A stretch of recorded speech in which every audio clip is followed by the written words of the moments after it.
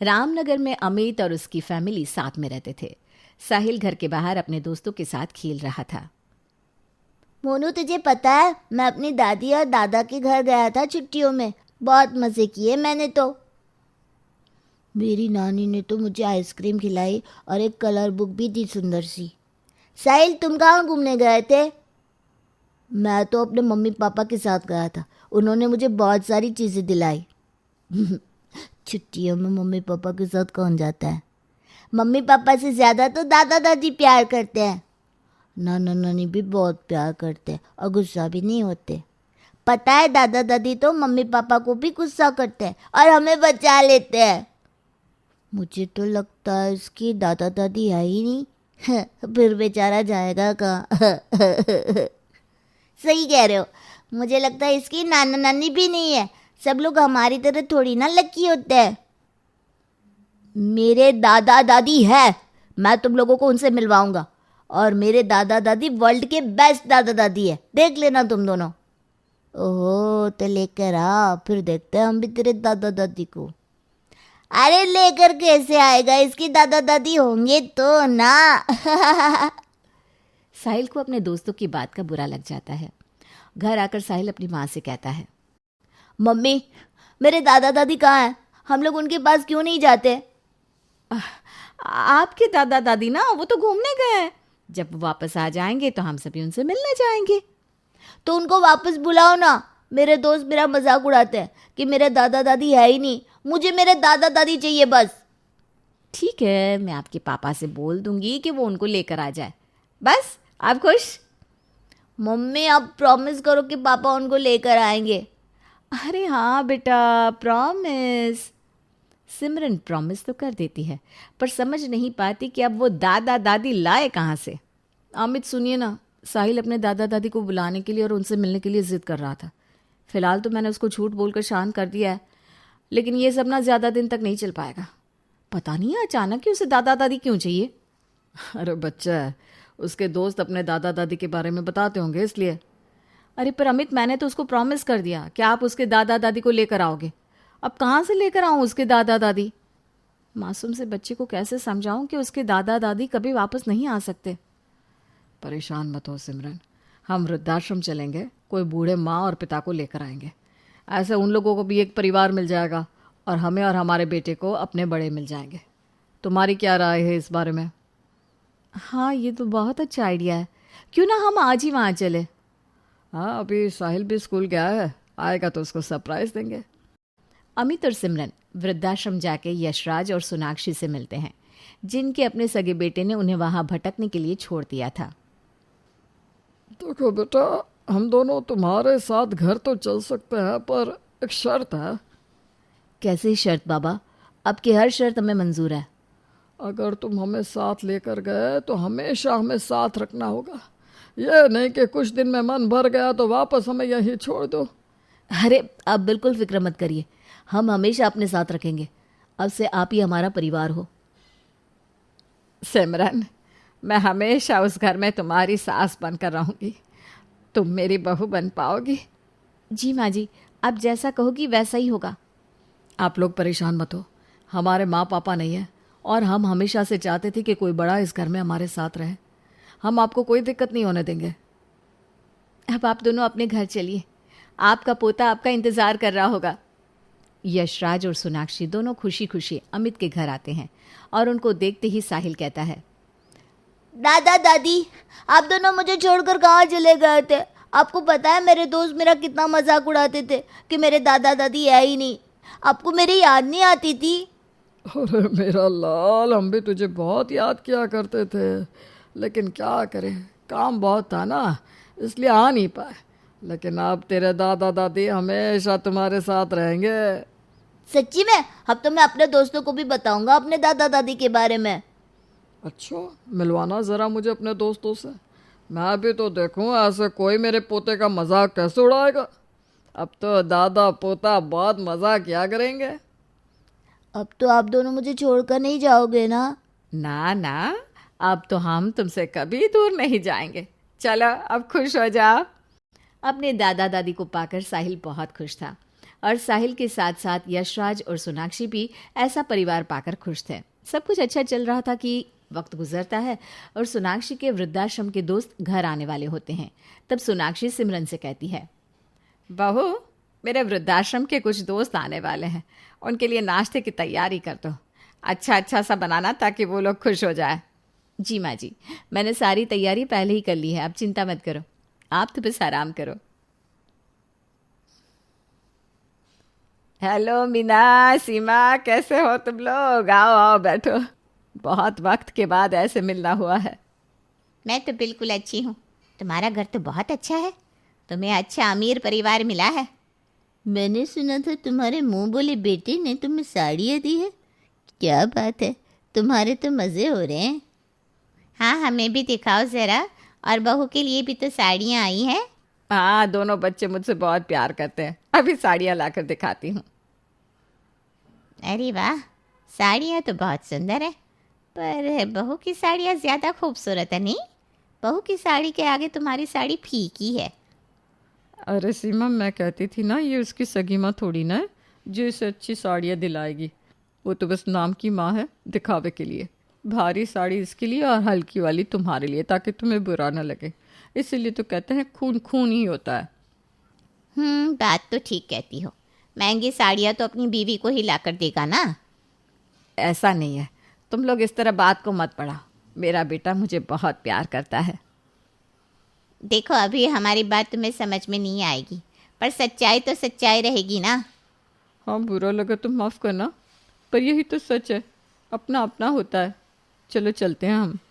सोनाक्षी के दिमाग में ये बात बैठ जाती है कि उसका बेटा 2 आंख करके उसके लिए साड़ियाँ लेकर आया है। सोनाक्षी को ये बात बुरी लगती है और वो सिमरन को बुलाकर कहती है, बहू, 1 कप चाय देना। जी माँ जी, अभी लेकर आती हूँ। अरे, तेरी साड़ी तो बहुत सुंदर है, पर मेरी साड़ी का रंग ही फीका फीका है।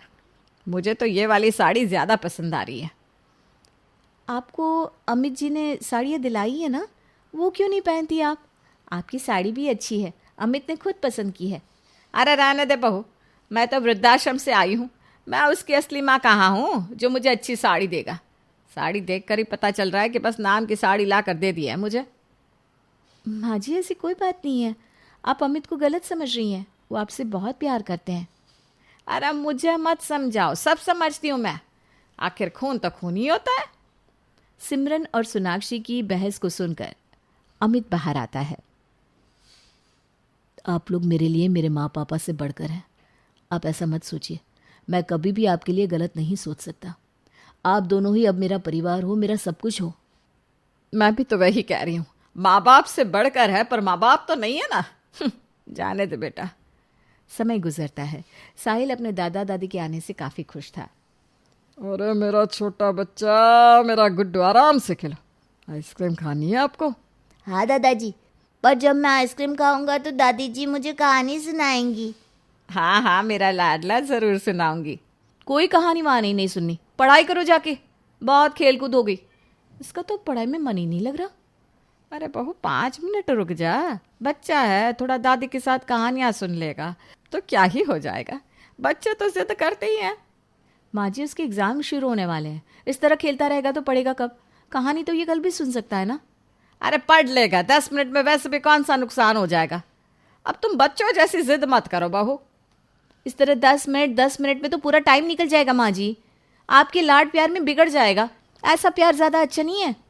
सिमरन साहिल को कमरे में ले जाती है। तभी सोनाक्षी अमित से कहती है, मेरा अपना पोता नहीं है, इसलिए मैं तो हक भी नहीं जमा सकती ना। अगर मेरा अपना पोता होता तो बहू ऐसे थोड़ी ना लेकर जाती। माँ, आप हमारी हर बात को गलत क्यों समझती है? ऐसा कुछ भी नहीं है, वो आपका ही पोता है और हमेशा रहेगा। लेकिन अभी उसकी पढ़ाई भी ज़रूरी है। जब मुझे वृद्धाश्रम से लेकर आ रहे थे तब मैंने कहा था कि मैं इसी तरह से साथ रहूंगी, तब तो खुशी खुशी लेकर आए थे। अब तुम दोनों हम पर रोक लगा रहे हो। एक दिन अमित और सिमरन किसी काम से बाहर जाते हैं। साहिल अपने दादा दादी के साथ घर पर ही रहता है। कुछ देर बाद अमित और सिमरन घर आते हैं। सिमरन, सर में बहुत दर्द हो रहा है, थोड़ी चाय बना दोगी क्या? हाँ, अभी बना कर लाती हूँ। अब बहू रुको, गैस मत जलाना। क्या हुआ माँ जी, आप इतना घबराई हुई क्यों हैं? बेटा, जब तुम दोनों घूमने के लिए बाहर निकले थे तब साहिल ने रसोई में जाकर गैस ऑन कर दी थी। मैं सोच ही रही थी कि ये गैस की स्मेल कहाँ से आ रही, पर थकान की वजह से समझ नहीं पाई। हाँ बेटा, मैंने गैस तो बंद कर दी है, पर अभी गैस ना पूरी तरह से घर से बाहर नहीं निकली। माँ जी, अगर आज आप नहीं होती तो मैं इस दुनिया में नहीं होती। अरे बहू, ऐसे बात ना कहो। मेरा तुम दोनों के सिवा और है ही कौन? और ये तो हर माँ करती है। तुम सभी तो अब मेरा परिवार हो। इधर अमित और उसका परिवार खुश था, तो वहीं कमल और उसकी पत्नी बहुत दुखी थे। कमल, जिसके सगे माता पिता सोनाक्षी और यशराज हैं, और आदित्य, जो उनका सगा पोता होता है, वो अपने माँ बाप से कहता है, माँ पापा, मैं आप लोगों से प्यार तो बहुत करता हूँ, पर मैं आप लोगों को अपने साथ नहीं रख सकता। बेटा, हमारे पास रहने खाने के लिए कुछ नहीं है। हमने अपना सब कुछ तुझ पर लुटा दिया, उसके बाद तू हमें छोड़कर जाने की बात कर रहा है। पापा, यहाँ बहुत सारे वृद्धाश्रम हैं, आपको और माँ को रख लेंगे। मैं वहीं छोड़ आऊँगा आप दोनों को, वहाँ आपको कोई परेशानी नहीं होगी। बेटा, इस उम्र में तू हमें घर से मत निकाल, हमें इस वक्त तेरी बहुत ज़रूरत है। हमने तुझे इतना प्यार दिया, उसका सिला ये मत दे हमें। हमने तेरे लिए क्या क्या सोचा था और तू ऐसा निकला। क्या गलती थी हमारी भला? माँ पापा, आपको मेरी ज़रूरत है, और मेरे दादा दादी को, क्या आपने कभी उनके लिए सोचा? पर बेटा, वो यहाँ खुश नहीं थे। हमने वही किया जिसमें वो खुश थे। माँ, ये फैसला आपने कैसे कर लिया? वो किस हाल में है, कहाँ है, आपको कुछ नहीं पता? आज बात आप लोगों पर आई तो ये बहाने? आपने जो किया है वही आपको भरना भी पड़ेगा। बेटा, मुझे माफ़ कर दो, मैं समझ गया, मैं उन्हें वापस लेकर आऊँगा। हाँ बेटा, आज तुमने हमारी आंखें खोल दी। छोटी होकर भी तुमने हमें इतनी बड़ी सीख दी, हमें माफ़ कर दे। मुझसे माफ़ी क्यों मांगना? जिनके साथ आपने गलत किया है वही आपको अब माफ़ कर सकते हैं। कमल अपने माता पिता का पता लगाकर अमित और सिमरन के घर पहुंच गया। अपने पिता को देखकर वो उनसे माफ़ी मांगने लगता है। पापा, आप मुझे माफ़ कर दीजिए, मुझसे बहुत बड़ी गलती हो गई, मुझे ऐसा नहीं करना चाहिए था। अब क्या लेने आए हो यहाँ? सब कुछ तो दे दिया तुम्हें, अब तेरे बूढ़े माँ बाप के पास देने को कुछ नहीं है। नहीं पापा, ऐसा मत बोलो। मैंने आपको वृद्धाश्रम भेजकर बहुत बड़ा पाप किया है, मुझे इसकी सज़ा भी मिल रही है, लेकिन अब मैं और पाप नहीं करूँगा। मैं यहाँ आप दोनों को वापस ले जाने आया हूँ, आपके अपने घर। पापा जी, आप वापस घर चलो, हमें अपनी गलती का एहसास हो गया है, हमें माफ़ कर दो और हमारे साथ चलो। नहीं, हमें तुम दोनों के साथ अब कहीं नहीं जाना। तुमने अपने बूढ़े माँ बाप को बिना कुछ सोचे समझे घर से निकाल दिया। उस वक्त हम भी तुम्हारे कितने पैर पड़े थे कि हमें घर से मत निकालो, लेकिन तुमने हमारी एक नहीं सुनी। तुम लोगों ने एक बार भी नहीं सोचा कि हम किस हालत में होंगे, और अब अचानक से हमारे लिए इतना प्यार कहाँ से आ गया? हमारा बेटा तो यही है जो हमें वृद्धाश्रम से लेकर आया, जिसने हमें सगे माता पिता जितना प्यार दिया, और अब यही मेरा परिवार है। मैं और तेरी माँ अब इनके साथ ही रहेंगे। तुम दोनों चले जाओ यहाँ से। अमित उनकी बात सुनकर ये समझ जाता है कि वो अपने बेटे से प्यार तो करते हैं, पर उसको उसके किए की सज़ा देना चाहते हैं। पापा, आपको अपने बेटे को माफ़ कर देना चाहिए। आपको उन लोगों के साथ वापस लौट जाना चाहिए। एक बार मौका देकर तो देखिए, क्या पता सच में इनको अपनी गलती का एहसास हो गया हो। नहीं, जब मुझे उनकी सबसे ज़्यादा ज़रूरत थी तब तो वो मुझे छोड़कर चले गए। अब मुझे इन लोगों के साथ कोई रिश्ता नहीं रखना। पापा, वो आपसे दिल से माफ़ी मांग रहा है, और फिर खून के रिश्ते तो हमेशा खून के होते हैं। तो उस वक्त कहाँ था ये रिश्ता, जब हमारी आंखों में आंसू थे, हम लोग रो रहे थे सिर्फ अपने परिवार को बचाने के लिए? माँ देखिए, मैं तो हमेशा आपका बेटा ही रहूँगा, पर क्या आपको नहीं लगता कि उसे एक मौका देना चाहिए? जो होता है अच्छे के लिए होता है। आपको दो दो बेटे मिल गया है। नहीं, मुझे बिल्कुल भी नहीं लगता कि उसे एक भी मौका देना चाहिए। अब हमारा हंसता खेलता परिवार तुम हो, बहू है और मेरा पोता है जो मुझसे बहुत प्यार करता है। अब मैं अपना परिवार छोड़कर कहीं नहीं जाऊंगा। पापा, मैं आपकी बहू और आपका पोता तो हमेशा ही रहेंगे, पर इसके अलावा भी तो आपका एक और पोता है। क्या आप उसके लिए भी वापस नहीं जाना चाहते? आप इन दोनों के गुस्से का बदला अपने मासूम से पोते से क्यों ले रहे हैं? पापा, आदित्य आपको बहुत याद करता है। हमने बहुत बड़ा गुनाह किया है, इसकी सज़ा हमें मिल गई है, पर अब साथ चलिए प्लीज़। पापा, कल अगर आपको मुझे या अपने बेटे में से किसी एक को चुनना होगा तो आप अपने सगे बेटे को ही चुनोगे, क्योंकि आखिर खून तो खून होता है ना। नहीं, ऐसा नहीं है। अगर आप अपने खून के रिश्ते के साथ नहीं हो सकते तो मेरे साथ कैसे हो सकते हो? क्योंकि खून के रिश्ते से बड़ा तो कोई रिश्ता ही नहीं होता। ठीक है, मैंने तुम्हें माफ किया, पर ये मैं सिर्फ अपने बेटे अमित के कहने पर कर रहा हूँ। यशराज और उनकी फैमिली के जाने के बाद अमित और उसका परिवार बहुत रोते हैं। सिमरन, पता है, मैंने उनको उनकी मर्जी के बिना यहाँ से जाने को कहा। मैं बहुत बुरा हूँ, एक बार फिर हम अनाथ हो गए। ऐसा क्यों सोच रहे हैं आप? आखिर खून का रिश्ता तो उनका अपने बेटे के साथ ही था, और हम उन्हें कैसे अलग कर सकते हैं? और उनके साथ हमारा रिश्ता कभी खत्म नहीं होगा। वो हमारे भी माँ बाप रहेंगे। मैं उससे बहुत प्यार करता था और मैं कभी नहीं चाहता था कि वो यहाँ से जाए। मैं उन्हें खुद से दूर नहीं करना चाहता था। मैं जानती हूँ, पर हम क्या कर सकते थे अमित? बिना माँ बाप के जीना क्या होता है, ये मुझसे बेहतर कौन समझता है। इसलिए मैंने उन्हें भेज दिया। मैं समझ सकती हूँ। मैंने जीवन भर ये दुख झेला है और मैं नहीं चाहता कि जिसके माँ बाप हैं उनके होते हुए कोई और ये दुख महसूस करे। यशराज अपने परिवार के साथ रहने तो लगा, पर हर रविवार और छुट्टियों में अमित और उसके परिवार के घर भी रहने आया करता। अब अमित और कमल दोनों का परिवार पूरा हो चुका था। तीनों हंसती हुई कैफे में कॉफी पीने के लिए चली जाती हैं। तभी कॉफी पीते हुए साक्षी की नजर बाहर पड़ती है, जहाँ एक लड़का गाड़ी धो रहा था। अरे शनाया, वैसे तेरी शादी होने में तो अभी बहुत टाइम है, तू किसी को पैसे देकर अपना हस्बैंड क्यों नहीं बना लेती? सारा तमाशा तो पैसों का ही है। अगर मुझे पैसे मिलते तो हस्बैंड की जरूरत क्यों पड़ती? अरे तू समझी नहीं, मेरा मतलब है तू किसी से झूठी शादी करके उसे अपने मम्मी पापा के सामने ले जा। अब एक बार शादी होने के बाद उन्हें तुझे एक्सेप्ट तो करना ही पड़ेगा, और एक बार उनकी नजरों में तेरी शादी हो गई तो सब कुछ तेरा ही है। वो देख, बाहर वो लड़का गाड़ी धो रहा है ना, उसे पक्का पैसों की जरूरत होगी, तो तू उससे बात कर, क्या पता वो तेरा हस्बैंड बनने के लिए मान जाए। नहीं तो क्या, वैसे भी एक गाड़ी धोने वाले को जब तेरे जैसी वाइफ मिलेगी तो वो मना तो नहीं करेगा। वैसे दिमाग तो बहुत अच्छा लगाया तुमने, एक बार जाकर ट्राई करती हूँ। शनाया बाहर उस लड़के के पास उससे बात करने जाती है और उसे झूठी शादी के लिए एक ऑफर देती है। देखो, मुझे पता है कि तुम्हें पैसों की जरूरत है और मुझे एक नकली पति की जरूरत है। तुम बस मेरे मम्मी पापा के सामने मेरे हस्बैंड बनने का नाटक करो, बाकी तुम्हें हर महीने मैं सैलरी देती रहूंगी। तुम आराम से मेरे घर में भी रह सकते हो, तो तुम्हारी लाइफ भी बहुत इजी हो जाएगी।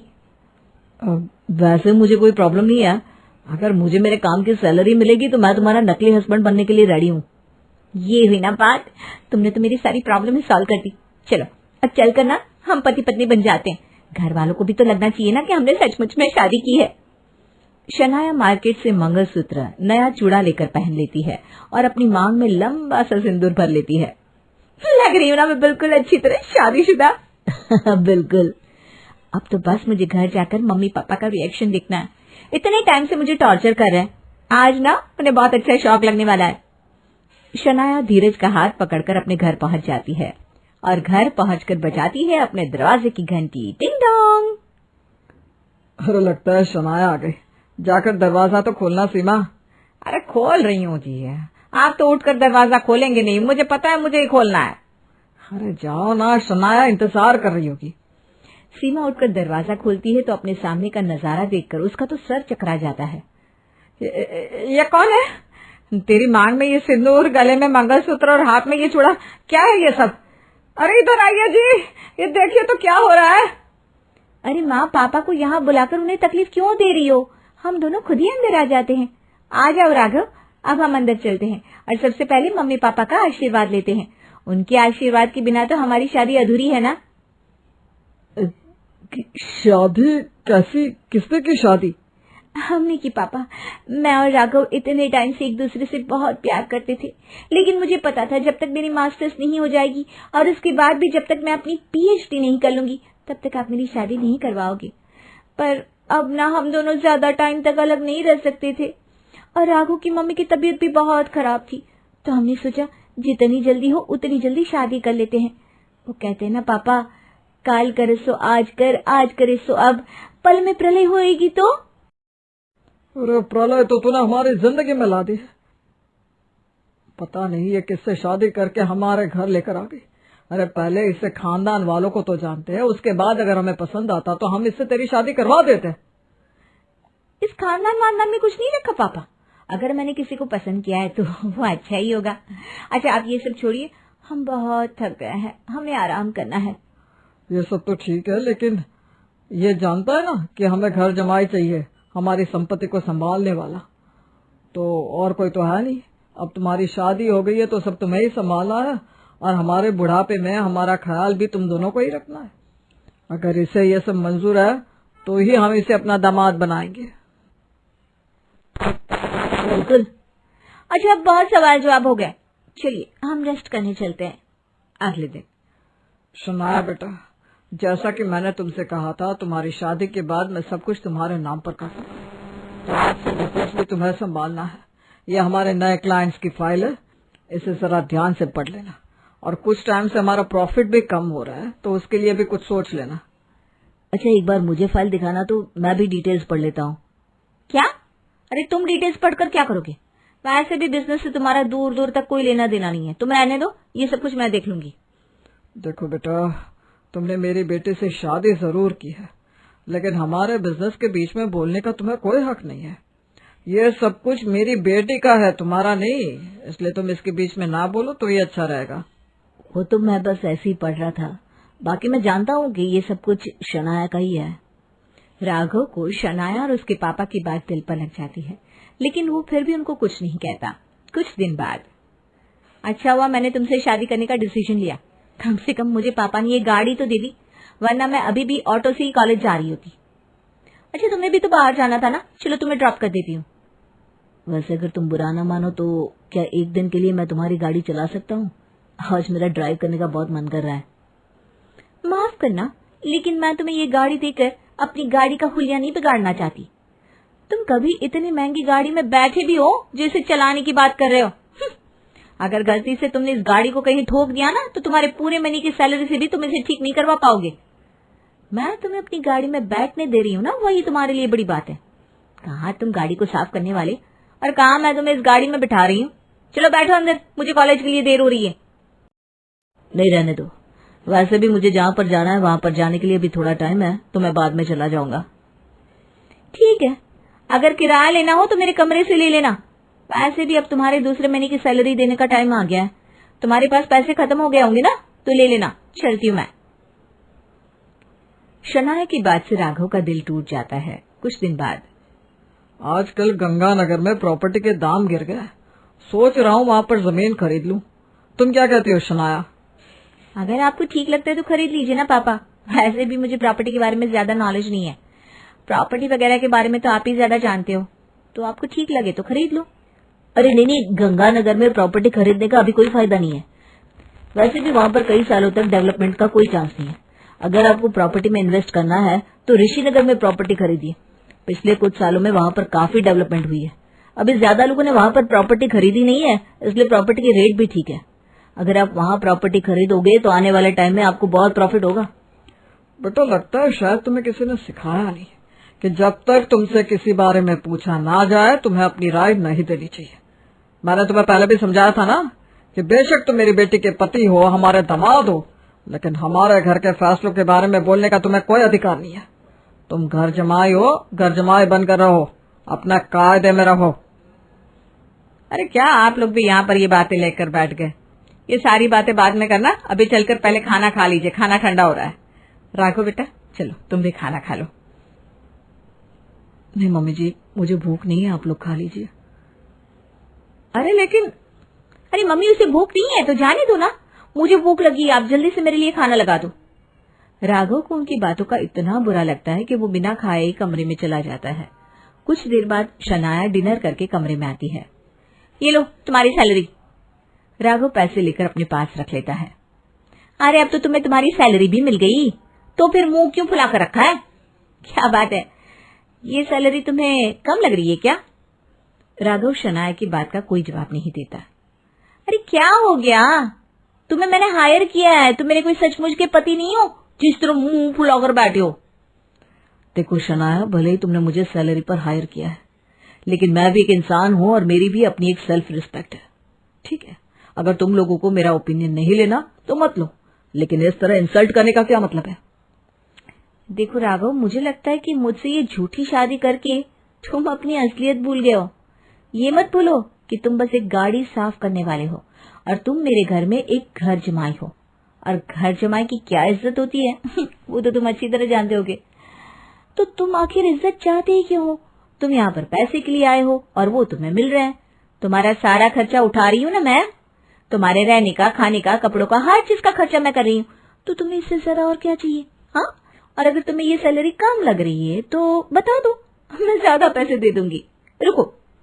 शनाया अपनी अलमारी से एक नोटों की गड्डी उठाकर लाती है और राघव के सामने रख देती है। अजी तुम जानते हो ना, मुझे शादी के नाम से ही डर लग रहा है। सच बताऊं तो मेरा मन कर रहा है कि मैं कहीं भाग जाऊं। अरे भाई, ऐसा क्या हो गया कि तुम सब छोड़कर भागने को तैयार हो गई?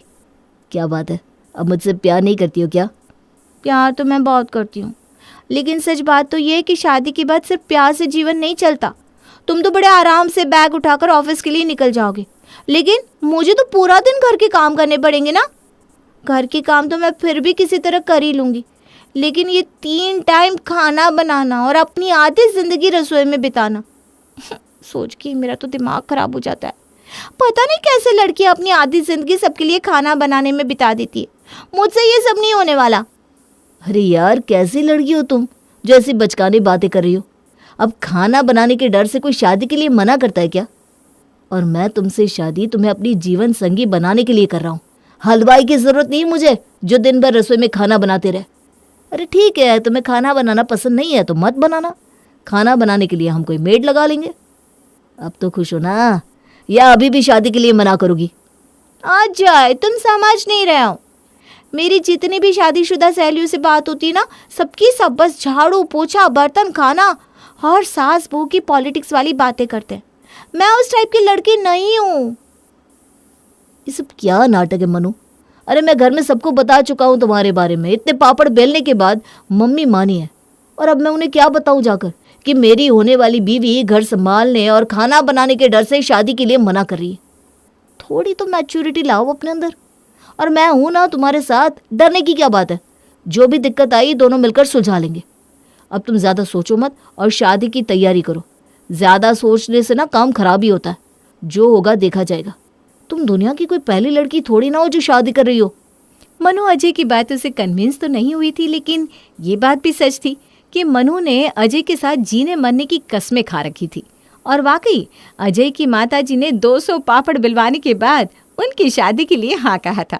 एक दूसरे के साथ हाथ में हाथ डालकर घूमते समय तो मनु ने कभी सोचा ही नहीं था कि शादी के बाद की जिंदगी सिर्फ एक दूसरे के साथ 2 घंटे बिताने जैसी नहीं होती। अपनी पूरी जिंदगी दूसरे के नाम करनी पड़ती है। 1000 तरह की जिम्मेदारियां निभानी पड़ती है, जिन्हें निभाते निभाते कई बार इंसान ये भी भूल जाता है कि शादी उन्होंने कपड़े धोने और खाना बनाने के लिए नहीं, बल्कि एक दूसरे का साथ पाने के लिए की थी। खैर, राम राम करते जल्दी ही मनु और अजय की शादी हो जाती है और फिर मनु अजय के घर दुल्हन बनकर आ जाती है। शादी के बाद, अरे बहू, आज पहली रसोई है तुम्हारी। आओ भाई, जल्दी से अपनी रसोई की पूजा करके रस्म निभाओ और हमें इस 3 वक्त के खाने के जंजाल से मुक्त करो। भाई, अब तो तुम आ गई हो, हम तो अब एक कोने में बैठकर अपने सीरियल का मजा लेंगे। हैं? मतलब आप पूरे घर की जिम्मेदारी मेरे ऊपर थोप रही हैं? लेकिन माँ जी, ऐसे कैसे? अरे इसमें थोपने जैसी क्या बात है भाई? तुम शादी करके हमारे घर आई हो, ये तो परंपरा है। बहू के आने के बाद सास रिटायर हो जाती है। अब तुम्हारी घर गृहस्थी है, तुम संभालो। हम तो भाई अपने रिटायरमेंट का मजा लेंगे। सारी जिंदगी काम किया है हमने, कम से कम अब बुढ़ापे में तो चैन से जीने का हक हो या नहीं? हाँ, वो बात नहीं है माँ जी, लेकिन मैं ये सब अकेले कैसे? तुम कुछ कहो ना अजय। अरे ये क्या बोलेगा? ये दुनिया का पहला आदमी है क्या जो शादी करके बहू लेकर घर आया है? और वैसे भी औरतों के मामले में हमारे यहाँ ना आदमी नहीं बोलते। घर गृहस्थी की बात तुम मुझसे क्या करो, ये अजय और इसके पापा को बीच में घसीटने की कोई ज़रूरत नहीं है। माँ की बात सुनकर अजय भीगी बिल्ली बनकर वहाँ से सरक जाता है। कुछ देर बाद कमरे में, ये क्या बात हुई अजय? तुम तो कहते थे तुम मुझसे खाना बनवाने और घर संभलवाने के लिए शादी नहीं कर रहे हो, लेकिन यहाँ तुम्हारी माँ ने दूसरे दिन ही पूरे घर की जिम्मेदारी मेरे ऊपर थोप दी और तुम दूर खड़े तमाशा देखते रहे। एक शब्द नहीं निकला तुम्हारे मुंह से। अरे इतना ही बोल देते कि माँ अभी नई नई शादी हुई है, 2-4 दिन देख समझ लेने दो इसे, ऐसे कैसे पहले दिन से पूरा घर अकेले संभाल लेगी। लेकिन नहीं, तुम तो माँ के सामने अच्छे बेटे बनकर वहां से 9, 2, 11 हो गए।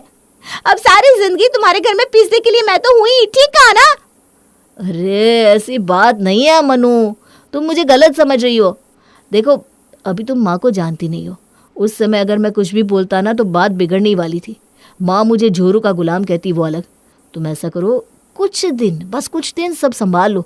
उसके बाद मैं एक अच्छी सी कूक लाकर उसे सारा काम समझा दूंगा और फिर तुम बस आराम से बैठकर खाना और वो बनाएगी खाना। बेचारी मनु एक बार फिर अजय की मीठी मीठी चिकनी चुपड़ी बातों में फंस गई थी। धीरे धीरे दिन गुजरते जा रहे थे, लेकिन अजय अपना किया हुआ वादा निभाना भूल चुका था। कुछ दिनों बाद मनु को ये समझ में आ गया कि भाई अब तो कुछ होने वाला नहीं है। इस अजय से तो अब मुझे ये उम्मीद करना ही छोड़ देना चाहिए कि ये मेरी मदद के लिए किसी हेल्पर को लाने वाला है। समझदारी इसी में है कि मैं अपने हालातों के साथ समझौता कर लूं और अपनी नियति को स्वीकार करके अपनी नई जिंदगी पर ध्यान दूं। उसी दिन, माँ जी नाश्ते में क्या बनाऊं? कुछ भी बना ले बेटा। ऐसा कर तू पोहा बना दे, अजय और तेरे पापा जी को भी ना बहुत पसंद है, सब लोग खुश होकर खा लेंगे। अरे माँ जी, घर में सबको पोहा इतना पसंद है, फिर आपने मुझे ये बात पहले क्यों नहीं बताई? ठीक है, फिर मैं सबकी पसंद का ही नाश्ता बनाऊंगी। अरे वाह बे वाह, पोहा तो बहुत ही स्वादिष्ट बना है। दिल जीत लिया भाई तुमने तो। थैंक यू पापा जी। लंच के समय, अरे बेटा ये क्या, पूरा कटोरा भरकर पोहा रखा है डाइनिंग टेबल पर तुमने। तुमने लंच में भी पोहा ही बना दिया क्या? अरे नहीं पापा जी, पोहा तो मैंने सुबह नाश्ते में बनाया था, लेकिन मम्मी जी ने बताया कि आप सबको पोहा बहुत पसंद है, तो मैंने थोड़ा ज़्यादा बना लिया था ताकि आप लोग थोड़ा थोड़ा पोहा लंच में भी खा सके। अगले दिन सुबह 9 बजे। अरे मनु, नाश्ता बन गया क्या? मुझे ऑफिस के लिए लेट हो रहा है। नाश्ता तो बिल्कुल तैयार है और आपकी पसंद का ही बना है। ऐसा क्या बना दिया हमारी बेगम ने आज? पोहा। पोहा? अच्छा चलो ठीक है, ले आओ। आज भी मनु ने नाश्ते में ढेर सारा पोहा बनाया था, जिसे खत्म करने के लिए सबको लंच के समय भी वही पोहा खाना पड़ा। कुछ दिन ऐसे ही चलता रहता है। मनु हर रोज नाश्ते में ढेर सारा पोहा बनाकर सबको खिलाती। एक सप्ताह के बाद, अरे ठीक है माना, मैंने तुझे कहा था कि घर में सबको पोहा पसंद है, लेकिन इसका मतलब यह नहीं कि तू हर रोज पोहा बना कर रख दे। अरे भाई कोई और वैरायटी भी तो होनी चाहिए कि नहीं? रोज रोज पोहा कौन खाएगा? ऐसी बात थी तो आपको मुझे पहले बताना चाहिए था ना। ठीक है, कल से मैं नाश्ते में वैरायटी लेकर आऊंगी। अगले दिन सुबह, बहू आप तो यह मत कहना कि तूने आज फिर पोहे बनाए हैं। आप एक बार ढक्कन खोलकर तो देखिए, आपने वैरायटी कहा था ना, आज आपको डेफिनेटली वैरायटी मिलने वाली है। सास जैसे ही ढक्कन खोलती है तो वो देखती है कि आज उसमें मूंगफली पोहे की जगह मटर पोहा रखा हुआ है। बताइए माँ जी, कैसी लगी मेरी नई पोहा डिश? देखो आप लोग ना मूंगफली पोहा खाकर बोर हो गए थे, इसलिए आज मैंने आप लोगों के लिए मटर पोहा बनाया है। अगले दिन फिर से मनु मटर पोहा बनाकर रख देती है। 2-3 दिन जमकर मटर पोहा खिलाने के बाद, अरे बहू ये मटर पोहा, मूंगफली पोहा, इससे आगे भी बढ़ो भाई। तमाम तरह की डिश होती है, लेकिन तुम तो पोहे के पीछे ही पड़ गई हो। ठीक है पापा जी, मैं समझ सकती हूँ कि एक जैसा नाश्ता खाने से आप लोगों को बोरियत हो रही होगी, इसलिए अब से मैं हर रोज़ अलग अलग तरह का नाश्ता बनाऊंगी ताकि खाने में ताजगी बनी रहे। मनु की बात सुनकर घर में सभी को लगा था जैसे उनकी प्रॉब्लम का सलूशन मिल गया, लेकिन वो लोग नहीं जानते थे कि अभी उनके साथ और क्या क्या होने वाला है। अगले दिन सुबह, ये क्या बनाया है मनु? लो जी, आपकी मम्मी तो कह रही थी कि आपको पोहे बहुत पसंद है। अरे भाई, ऐसे भी कौन से पोहा लवर हो आप जो दही पोहा नहीं जानते? इसे दही पोहा कहते हैं। ये ना बहुत हेल्दी होता है और टेस्टी भी। टेस्ट करके देखो ना, फिर बताना। क्या? दही पोहा? ये कौन खाता है? इंसान ही खाते हैं। आपको कुछ नहीं पता, चलो चुपचाप खाओ और ऑफिस जाओ, लेट हो रहा है ना। पत्नी की बात सुनकर बेचारा अजय बेमन से दही पोहा खाकर ऑफिस निकल जाता है। अगले दिन भगवान के लिए आज ये मत कह देना कि तुमने फिर से दही पोहा बनाया है। सच में आज मुझे तुम्हारा वो दही पोहा बिल्कुल नहीं खाना, देखना भी नहीं है। अरे नहीं नहीं नहीं, दही पोहा नहीं बनाया है। आज तो एक नई डिश है जो मैंने पहले कभी नहीं बनाई। चेक कर बताओ कैसी है। नई डिश का नाम सुनकर अजय के चेहरे पर घबराहट के भाव आ गए थे। पता नहीं आज क्या खिलाने वाली है ये। इसकी नई डिशेस से तो राम ही बचा है।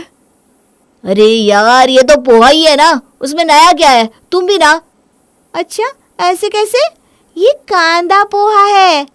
अभी तक जो तुमने खाए ना, उन सबसे बिल्कुल अलग डिश है ये। और हाँ, कल ना मैं बटाटा पोहा बनाऊंगी, परसों मिक्स वेज पोहा। अरे तेरा ये पोहा पोहा देख देख के ना मुझे पोहे के साथ साथ नाश्ते के नाम से भी चिढ़ हो गई है। आज के बाद मेरा नाश्ता तुम बनाना ही मत। आप ही ने तो कहा हर रोज़ अलग अलग तरह का नाश्ता बनाया करो, तो आपकी बात तो मान रही हूँ मैं, फिर भी आप नाराज़ हो रही हैं। अब बहू सबकी पसंद का ख्याल रख रही है, आपकी बात मान रही है, उसके बाद भी ना कोई खुश नहीं होता इस घर में। नहीं नहीं, तुम बिल्कुल ठीक कर रही हो, तुम्हारी कोई गलती नहीं है। बस वो थोड़ा मुझे भी ऐसा लग रहा है कि सुबह सुबह नाश्ता कर लो ना तो बड़ा हैवी सा हो जाता है, इसलिए अब से मेरा बिना नाश्ता मत बनाया करो। अरे बेटा, जब कोई और नाश्ता नहीं कर रहा तो मेरे अकेले के लिए भी तुम क्या नाश्ता बनाओगी? ऐसा करना, मेरा नाश्ता भी कल से मत बनाना, मैं सीधा लंच ही कर लिया करूँगा। अगर आप लोग यही चाहते हैं तो फिर ठीक है, अब इसमें मैं क्या कर सकती हूँ। और वैसे भी कहते हैं ना, खाने पीने के मामले में किसी के साथ ज़ोर ज़बरदस्ती नहीं करनी चाहिए। और मेरा क्या है, मैं तो 2 बिस्किट खाकर भी अपना काम चला लिया करूँगी। घर में नाश्ता बनना तो बंद हो गया था और उसी के साथ पोहा आतंक भी समाप्त हो गया था, जिसके कारण घर में सभी लोग बहुत खुश थे। खुश तो मनु भी बहुत थी, क्योंकि अपनी चालाकी से उसने एक वक्त के खाने से अपनी जान जो छुड़ा ली थी। हाँ, घी निकालने के लिए थोड़ी उंगली ज़रूर टेढ़ी करनी पड़ी, लेकिन मान गए मनु। पोहा को हथियार की तरह इस्तेमाल करके जो तूने सबको क्लीन बोल्ड कर दिया है, इसकी तो दाद देनी पड़ेगी।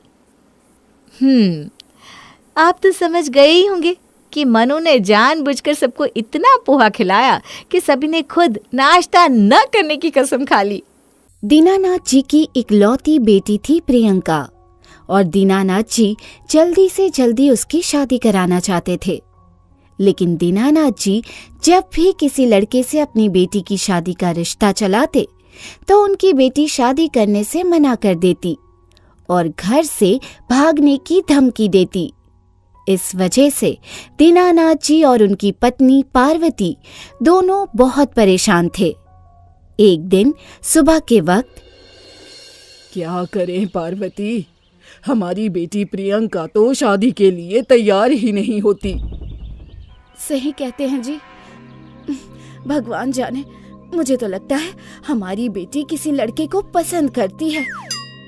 अरे ऐसी बातें मत करो, जानती हो ना हमारे समाज में लड़कियों को ये प्यार व्यार के मामले में पढ़ना बिल्कुल भी ठीक नहीं है। सही कह रहे हैं जी, लेकिन मैंने कल ही प्रियंका की सहेली से पता किया था, कह रही थी किसी लड़के से मिलती है। ठीक है, मैं उससे बात करूंगा। शाम के वक्त, पापा, मैं कॉलेज से आ गई और माँ, मुझे बहुत जोर से भूख लगी है, जल्दी से कुछ खाने को दो ना। खाना तो ठीक है, लेकिन मुझे बताओ, क्या तुम किसी लड़के को पसंद करती हो? तुम्हारी माँ बता रही थी तुम्हारी किसी सहेली ने कहा है उसे। देखिए पापा, आज मैं आपको साफ साफ बता देती हूँ, अगर आपके मन में मेरी शादी की बात चल रही है ना, तो आप मेरे लिए रिश्ते देखना बंद कर दीजिए, क्योंकि शादी तो मैं अपनी पसंद के लड़के से ही करूंगी। प्रियंका के जाने के बाद रात के समय, क्या हुआ जी, अपनी बेटी से क्या कह रहे थे आप? मुझे लगता है वो शादी के लिए नहीं मानने वाली, हमें ही कुछ करना होगा, कोई तिगड़म सोचनी पड़ेगी। आप जानते नहीं हैं जी अपनी बेटी को, भाग जाएगी वो शादी से। भागेगी तो तब ना, जब होश में होगी। आपके कहने का क्या मतलब है जी? हम एक काम करेंगे, प्रियंका को बेहोशी की दवा देकर उसकी शादी किसी लड़के से जबरदस्ती करवा देंगे। एक बार शादी होने के बाद क्या फर्क पड़ता है? क्या बात कर रहे हो जी? ये तो गैर कानूनी है। और वैसे भी कोई लड़का किसी लड़की की बेहोशी में उससे शादी क्यों करेगा? अपनी बेटी के भले के लिए कुछ गैर कानूनी नहीं है, और वो लड़का शादी करेगा क्योंकि हम लड़के को भी बेहोश करवा कर रखेंगे। हाय राम, ये आप क्या कह रहे हैं? लेकिन ऐसा क्यों जी? इसलिए क्योंकि पूरे गांव में बदनामी से हमारी बेटी की सीधे सीधी तो कोई शादी करने से रहा।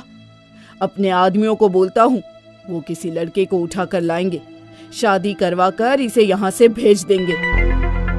दीनानाथ जी के कहने पर उसके कुछ आदमी राघव नाम के एक लड़के को किडनैप करके ले आते हैं और उस लड़के को भी बेहोशी की दवा पिला देते हैं।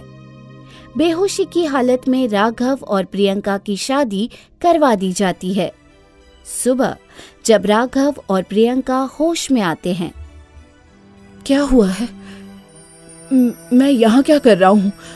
कौन लाया है मुझे? प्रियंका ने होश में आने पर अपने कपड़े देखे और फिर आईने में अपने चेहरे पर लगा हुआ सिंदूर। ओह, ये क्या? पापा, मम्मी, आपने मेरी जबरदस्ती शादी करवा दी, वो भी ऐसे ही किसी अजनबी लड़के के साथ। ये आपने बिल्कुल अच्छा नहीं किया।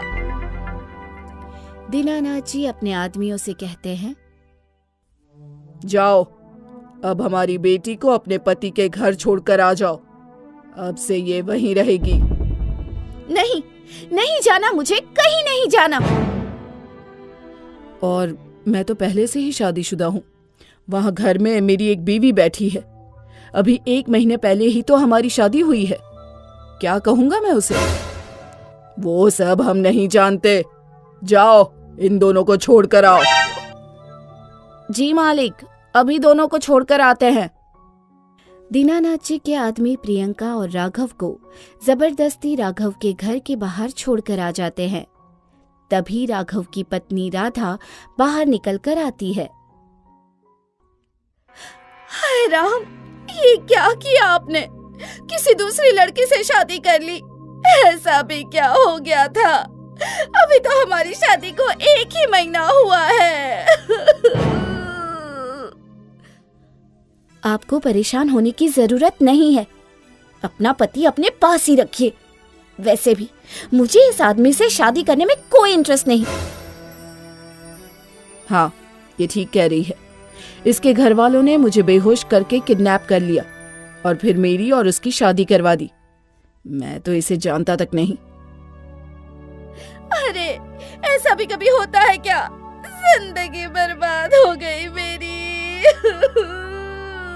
और इस लड़की को तो मैं घर में ना घुसने दूं। चल निकल यहाँ से, निकल। चली जाऊंगी, मुझे भी नहीं रहना तुम्हारे पति के साथ।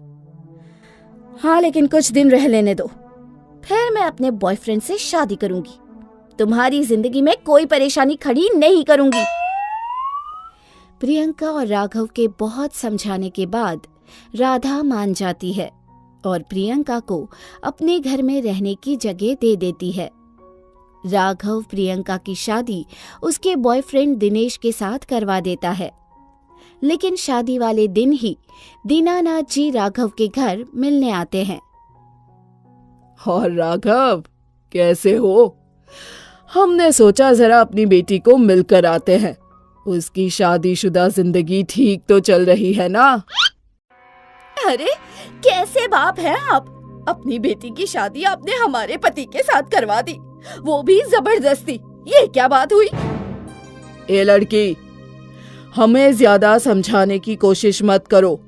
जो भी किया है सोच समझ कर किया है। ठीक उसी वक्त प्रियंका अपने पति दिनेश के साथ अंदर कमरे से निकलकर बाहर हॉल में आती है। उसे देखने के बाद भी दीनानाथ जी हैरान रह जाते हैं और अपनी जगह से उठकर खड़े हो जाते हैं। अरे, ये क्या है? कौन है ये लड़का? और तुम इसके साथ क्या कर रही हो? तुम्हारी शादी तो इस राघव के साथ हुई थी ना? पापा, आपने तो मेरी शादी ऐसे ही किसी लड़के से करवा दी, जिसके बारे में आपको ये भी नहीं पता था कि उसकी पहले से शादी हो रखी है। बातें मत बनाओ और सीधे सीधे बताओ, आखिर माजरा क्या है? मैं बताता हूँ। मैंने आपकी बेटी की शादी उसके बॉयफ्रेंड से करवा दी ताकि उसकी और मेरी दोनों की जिंदगी सही सलामत रहे। आपको थोड़ा तो सोचना चाहिए था अंकल जी। आखिर बेटी की शादी पसंद से करवाने में परेशानी क्या थी? हमारी जिंदगी क्यों खराब करने पर तुले हुए थे? पहली बात तो हमको पता नहीं था कि राघव की शादी पहले ही तुमसे हो रखी है, और दूसरी बात ये कि हमारी बेटी को लव मैरिज करने का शौक था और हम इन सब बातों को नहीं मानते। तो अब क्या फायदा निकला अंकल जी? शादी तो आपकी बेटी की अब भी उसी लड़के से हुई जिसको वो पसंद करती है। राघव ठीक कह रहा है, आपको ये सब नहीं करना चाहिए था। और मैं तो इतनी अच्छी नौकरी करता हूं, कम से कम आपको एक बार प्रियंका की बात तो सुननी चाहिए थी। अंकल जी, आपकी बेटी का तो पता नहीं, लेकिन इतना जरूर कहूंगा, प्रियंका मुझे समझदार लगी, जिसने मुझे भी परेशान होने से बचाया और खुद की जिंदगी भी ठीक कर ली। राघव की बात सुनकर माहौल कुछ अच्छा हो गया। प्रियंका, राघव, दिनेश और राधा सब हंसने लगे। बस दीनानाथ जी के चेहरे पर ही टेंशन नजर आ रही थी। दीनानाथ जी चुपचाप वहां से जाने के लिए जैसे ही कदम आगे बढ़ाने लगे, प्रियंका ने उनसे कहा, पापा, अब तो अपने दामाद को अपना लो। कितनी बड़ी गलती करने जा रहे थे आप। मेरे साथ उस राधा की जिंदगी भी खराब हो जाती। अब तो मान लो कि मैंने कुछ गलत नहीं किया। हाँ, तुम शायद ठीक कह रही हो बेटा, और राघव तुम भी ठीक कह रहे हो। हमारी बेटी का तो पता नहीं, लेकिन तुम्हारी अतरंगी बीवी वाकई में अतरंगी है। कमाल का काम किया है। रक्षा बेटा, आज मैं गाजर और मूली का अचार डालने वाली हूँ, तुम यहीं रहना। थोड़ी सी मदद भी हो जाएगी और इसी बहाने तुझे अपनी माँ की स्पेशल रेसिपी भी पता चल जाएगी। तुझे तो पता ही है ना, तेरी बुआ, तेरी दादी, सारे रिश्तेदारों के बीच में इस अचार की वजह से मेरी एक अलग पहचान है। दूर दूर तक लोग मेरे हाथ के अचार की वजह से जानते हैं मुझे। और बेटा, ये अचार ना मैं भी अपनी माँ से ही सीख कर आई थी। ऐसे ही तो पीढ़ी दर पीढ़ी बेटियों और बहू के माध्यम से ये परंपरा और रेसिपी ट्रांसफ़र होती रहती है। ठीक है ना बेटा? मम्मी, गाजर मूली का अचार कौन खाता है आजकल? नेटफ्लिक्स चैनल पर बहुत अच्छी सीरीज़ चल रही है। आप प्लीज़ अब मेरा मूड ख़राब मत करो। मुझे कोई अचार वचार नहीं डालना। आपको पता है ना, मैं बचपन से अचार नहीं खाती, और जब मुझे खाना ही नहीं है तो क्यों सीखूं मैं अचार बनाना? देख बेटा, ऐसा नहीं है कि जो चीज़ हमें पसंद नहीं होती वो हमें बनानी भी नहीं आनी चाहिए। अरे तुम लड़की हो, कल को किसी के घर जाओगी, किसी की बहू बनोगी, किसी की पत्नी बनोगी, कोई तुम्हें माँ भी कहेगा। और जब वो लोग फरमाइश करेंगे कि अचार खाना है तो क्या कहोगी? उस समय मैं बैठकर नेटफ्लिक्स देख रही थी। समझदारी से काम ले बेटा, समय रहते ही सब कुछ सीख ले। और ये दुनियादारी सिखाने के ना कोई क्लासेस नहीं चलते। वैसे तुमने 3 साल ग्रेजुएशन की है और तुम्हें कॉलेज से डिग्री भी मिल गई। अरे उम्र बीत जाती है घर गृहस्थी सीखते सीखते। तुझे कुछ समझ में भी आ रहा है क्या कह रही हूँ मैं? अरे माँ, समझ में क्यों नहीं आएगा? 8 साल हो गए यही सुन रही हूँ मैं दिन रात। सुन सुन के कान पक गए मेरे तो। कभी कभी तो लगता है क्यों ना आप अपनी ये लेक्चर रिकॉर्ड कर लो और मेरे पास चलाकर छोड़ दिया करो। आपको कितनी तकलीफ होती होगी ना रोज़ रोज़ एक ही बात को रिपीट करने में। देख रक्षा, मैं तुझे ना अभी प्यार से समझा रही हूँ, मेरा पारा गरम मत करियो। अरे बेटी बन के जन्म लिया है तूने, ससुराल जाना है कल को या नहीं?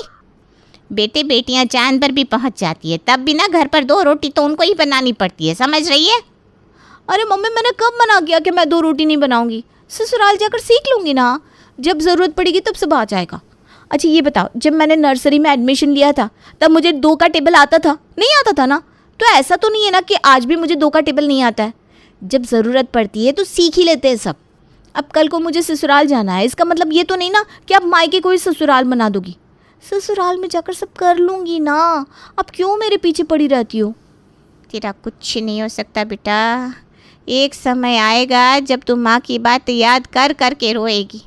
ससुराल में जो सब कुछ सीख कर जाते हैं ना, उनके भी रोने निकल जाते हैं। और तू तो जिस भरोसे बैठी हुई ना बेटा, मुझे तो तेरा भविष्य अंधकार में ही नज़र आ रहा है। अंदाज़ा तो आपने लगा ही लिया होगा, ये है रक्षा कुमारी। उनकी उम्र है 24 साल, शादी करने के लिए एकदम तैयार। लेकिन उम्र से ये अंदाज़ा मत लगाइए कि गृहस्थी संभालने की काबिल हो गई हैं। ना ना ना, गृहस्थी का तो इनको ग्रह भी नहीं आता। और इसमें इनकी माँ का कोई दोष नहीं है, क्योंकि वो तो बेचारी जब से ये 14 साल की हुई है तब से छड़ी लेकर उसके पीछे पीछे घूम रही है कि ये महारानी अकल की 2 बातें सीख ले। लेकिन रक्षा कुमारी तो रक्षा कुमारी है भाई। इन्होंने माँ की बातों को कभी सीरियसली लिया ही नहीं, और जैसे इनके लक्षण हैं उसे देखकर तो यही लग रहा है कि आने वाले समय में भी ये अपनी माँ मधु की कोई बात सीरियसली नहीं लेने वाली।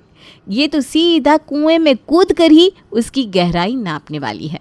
कुछ दिन बाद, अरे मधु, विनोद की शादी में क्या गई तेरी बिटिया, चारों तरफ चर्चे हो गए उसकी खूबसूरती के। अरे 2-3 लोग तो मुझसे पूछ चुके हैं उसके रिश्ते के बारे में।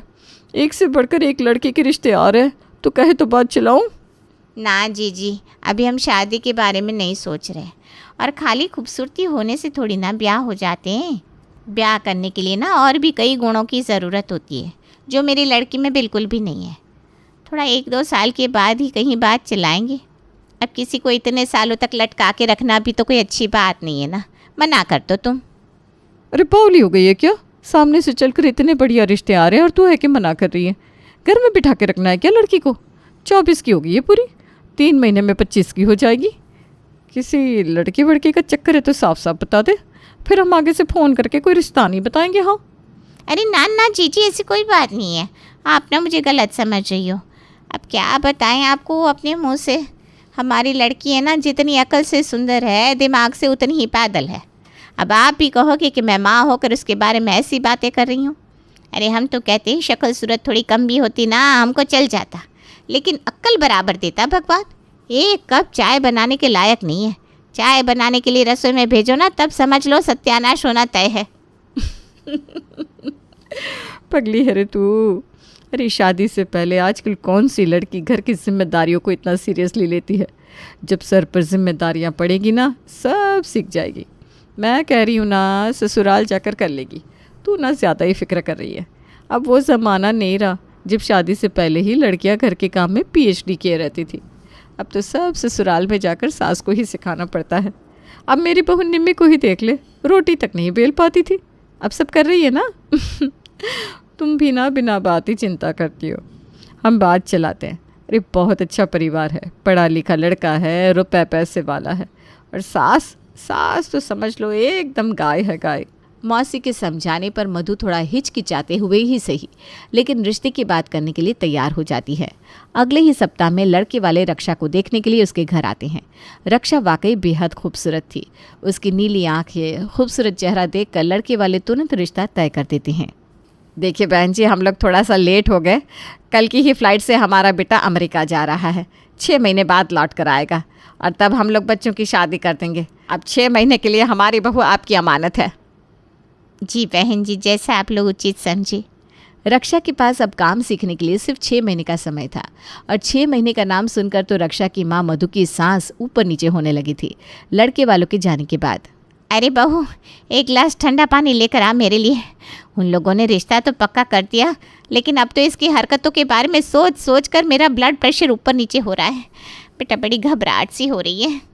अपनी सेहत का ध्यान रखिए। अब आपके हाथ में जितना है उतना तो आप कर रही हैं ना, और आपने तो अपनी तरफ से काम सिखाने में, समझाने बुझाने में कोई कमी नहीं छोड़ी। अब जब रक्षा कुछ सीखना ही नहीं चाहती तो इसमें आपका तो कोई दोष नहीं है। देखो रक्षा, तुम्हारी वजह से सब लोग कितना परेशान हैं। अरे तुम लाइफ में कब सीरियस होगी?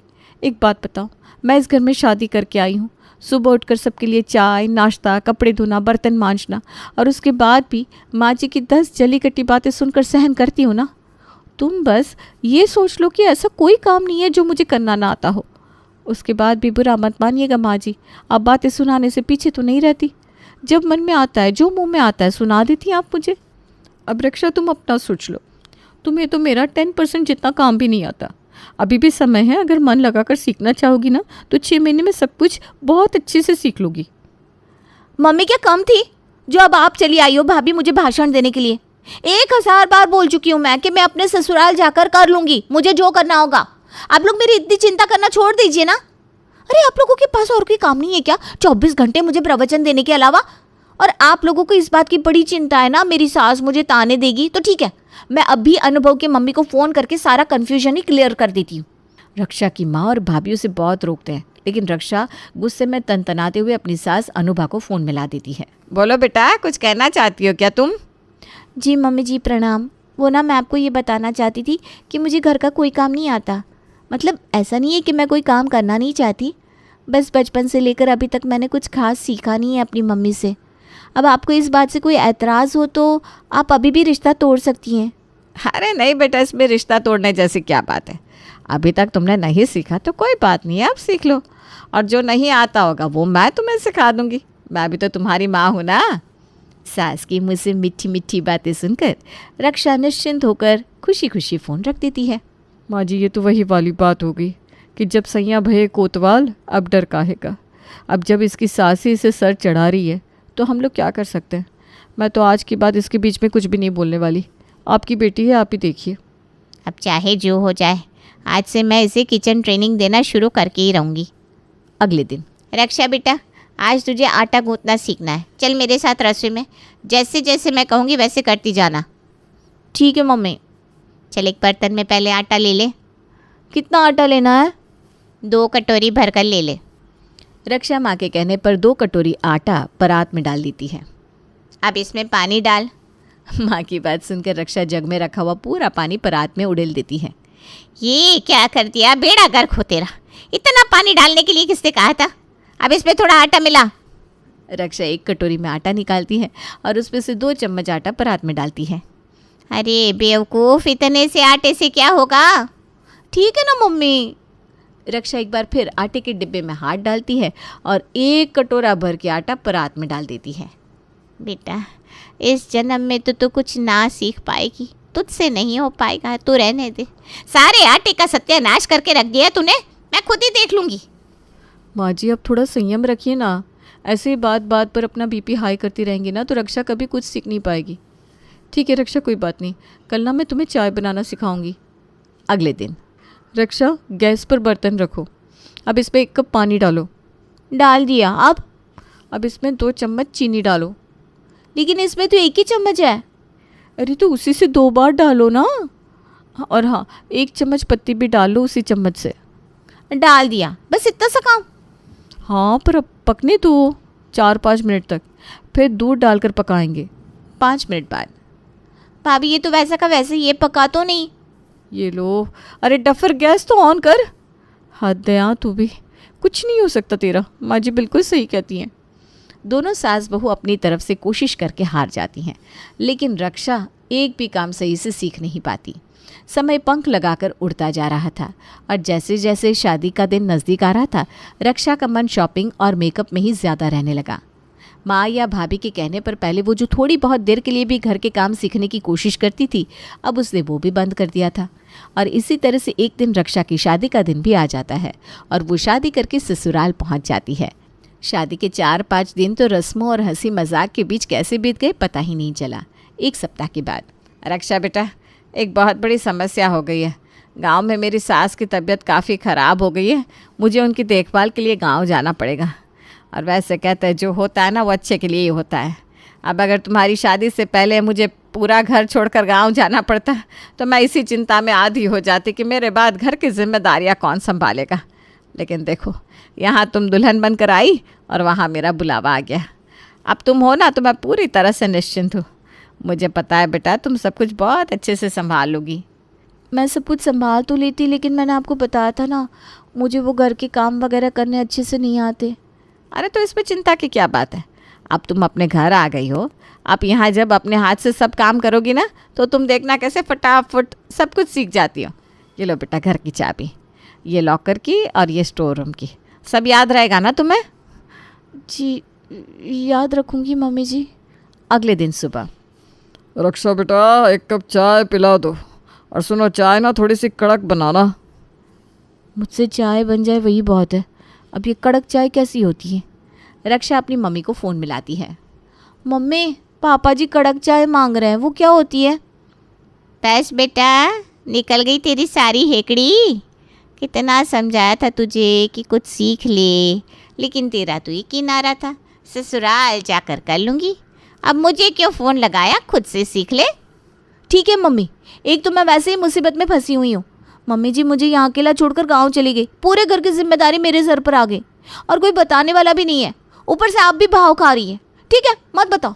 जब यहाँ पर सब लोग मुझ पर हंसेंगे ना, तब आपको अच्छा लगेगा। अरे नहीं बेटा, तुझे ससुराल जाकर ये सब देखना ना पड़े, इसीलिए तो मैं और बहू तुझे घसीट घसीट कर रसोई में ले जाते थे। लेकिन तू तो पता नहीं कौन सी दुनिया के ख्वाब बुन रही थी।